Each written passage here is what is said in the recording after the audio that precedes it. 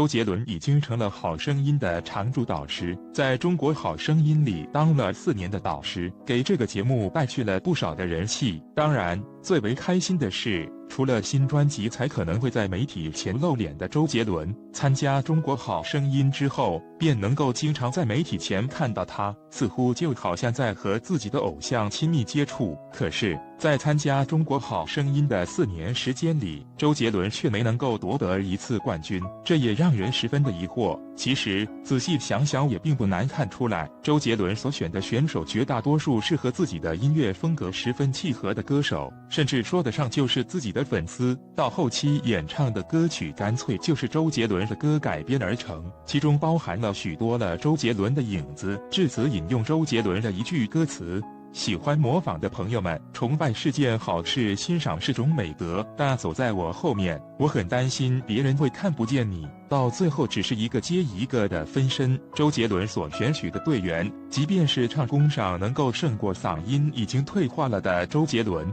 编曲上也有一定程度的改编，也抵不过活在周杰伦影子下的事实。反而观之，刘欢、那英包括李健选取的队员都是海纳百川，各有各的特色，都是独一无二的自己，这才是成为第一的必备条件。没有哪一个第一是遵循着别人的影子在走路的。不得不说，周杰伦音乐上的才华无限，可真的不适合当导师啊。据传闻，周杰伦决定退出中国好声音的舞台。对于这一个决定，我是十分支持的，毕竟不用再去好声音当陪跑，而且将更多的精力放在新专辑的制作上，又何尝不可呢？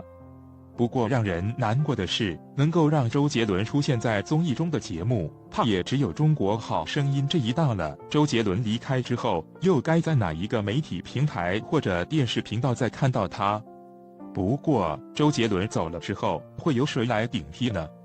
据说第7季将加入一个女导师，再据说这一个加入的女导师是中国好声音的老朋友那英。为此，网友纷纷感到头大，连忙开始呼唤着让周杰伦赶快回来。看来这个常驻导师那英并不是那么受欢迎了。虽然说那英黑历史挺多的，不过我倒是认为那英当中国好声音的导师还是十分的强大的。筹备了这么久，会给我们带来什么样的惊喜，让我们拭目以待。